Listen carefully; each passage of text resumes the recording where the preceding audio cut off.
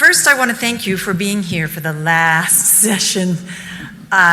We really appreciate it. And I have mostly good news in this short presentation, and I will keep this brief. First, I just wanted to say I'm presenting on behalf of Castanet. And for this presentation, I count as Haitian, which is always my greatest love. I'm incredibly honored to be able to work with my colleagues at Geskio, where I do all of my work.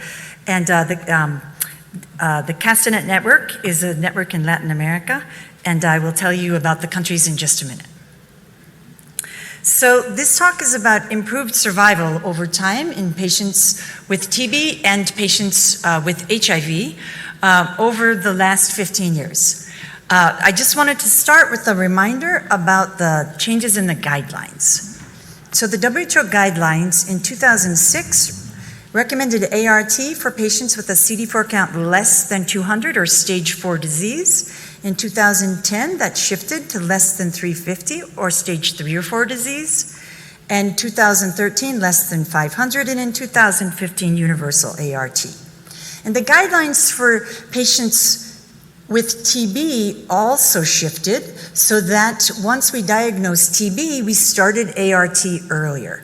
So back in 2006, patients were eligible for ART according to WHO guidelines if they had extrapulmonary TB or pulmonary TB with a CD4 count less than 350.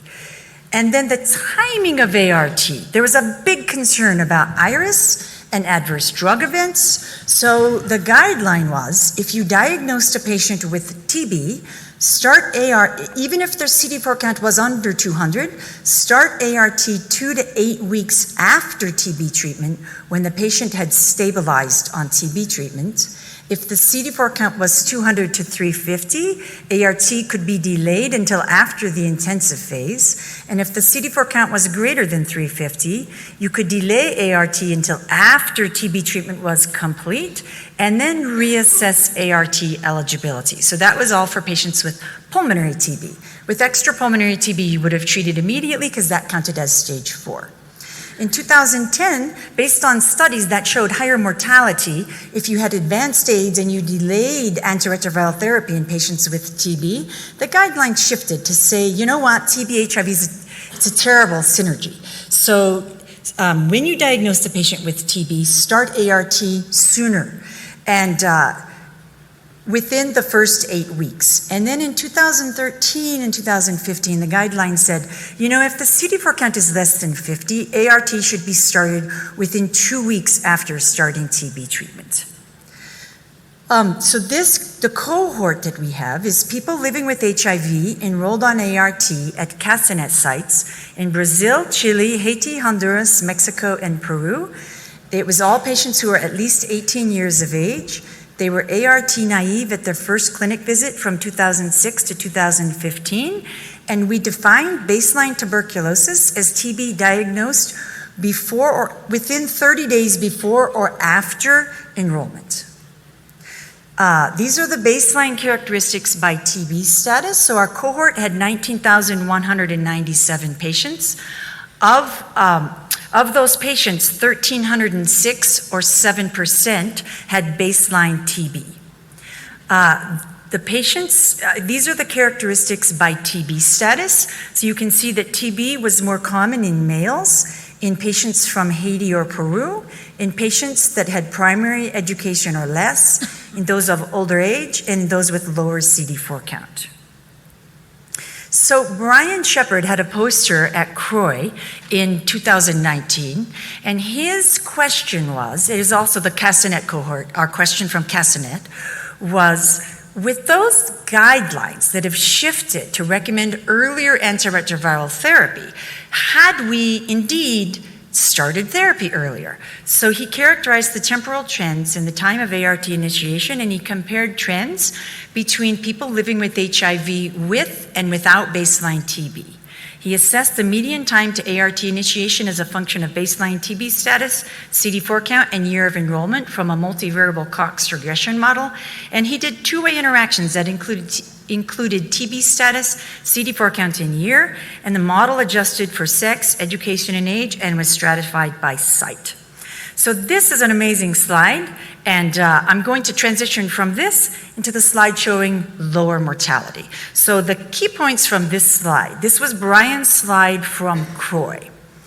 If you look at each of these four curves, the one on my left is CD4 of 100, then you have CD4 200, CD4 350, and CD4 of 500. So if you look at the right side of each one of those curves for the year 2015, you can see we have it's an anti both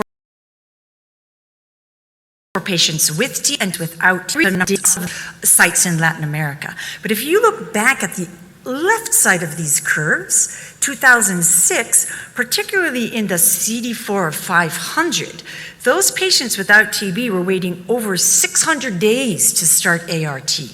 And the patients with TB and CD4 counts of 500 were at 500 days. So a massive change in the time to ART initiation, particularly with patients with higher CD4 counts. On the other hand, the patients with the CD4 counts of 100, we were quite a lot faster, less than 100 days, and we improved, but we were already doing pretty well for the patients with CD4 counts of 100. So in the current study, we investigated whether there was a corresponding decrease in mortality that went along with this faster initiation of ART. Our statistical approach, you're tired. It was very similar to what I just told you Brian Shepard did at CROI. Probability of survival with the Kaplan-Meier analysis, Cox proportional hazards model, a Cox proportional hazards model with interaction effects, and we looked at the probability of 1-year mortality as a function of baseline TB, CD4 count, sex, education, and age stratified by study site, and again, the two-way interactions between enrollment year and baseline CD4 count, enrollment year and baseline TB status, and baseline CD4 count and baseline TB status. And Brian is so very sophisticated, he and Ara Kim, of course, they controlled, the continuous variables were fit with natural splines to relax the linearity assumptions because they are brilliant. Don't ask me a question about splines. The 1-year mortality by TB status, this is a Kaplan-Meier curve, and the blue curve is baseline TB. The red curve is no baseline TB. And this is among all of the patients in the cohort. That includes 2006 to 2015. You can see the probability of survival was lower for the patients that had TB at 0.93, while it was 0.96 for the no TB group. Now we wanted to look at how that changes over time. So the table of the Cox model with interaction effects, these are predictors of mortality. So baseline TB, age, sex, education, year of enrollment, and baseline CD4 count, all of those were predictive of mortality as you would expect from other studies. When we did the two-way interactions, year of enrollment and baseline CD4 count were significant, but the baseline TB, year of enrollment, and the baseline TB and CD4 count were not. So I just have 2 more curves to show you, I think. The 1-year survival over time by TB status, you can see, looking from 2006 to 2015, the probability of survival has increased. The red line is the patients with no TB. The blue line is for patients with TB. So yes, we have done better. Over time, our survival has improved with and without TB, though the TB patients have a little bit lower survival than the patients without TB. And then if you look at the interaction plot between the year of year and CD4 stratified by TB, you can see on the left is the patients with no TB, on the right is patients with TB. So each one of these lines is a different CD4 strata. So the bottom line in both of these is 100, then above that 200, above that CD4 350, above that 500. So you can see even in the people with the CD4 count of 500, we're doing better over time. Also 350, also 200. Now, when you get to the 100, we found a surprising result. For the patients without TB, survival improved, but for the patients with TB and a CD4 count of 100, we were a bit surprised to see the survival had not improved. So in conclusion, survival for people living with HIV is improving over time in Latin America, both for patients with and without TB, but there hasn't been an improvement in survival for patients with TB and a CD4 count of less than 100. So our next step is going to be to further evaluate the mortality trend in patients with baseline TB and advanced immunosuppression. We need to go through the data and look to see if it's an artifact of our data. Is it the fact that we were already starting ART pretty quickly? We need to try to figure this out because clearly those are the most vulnerable high-risk patients. So thank you very much.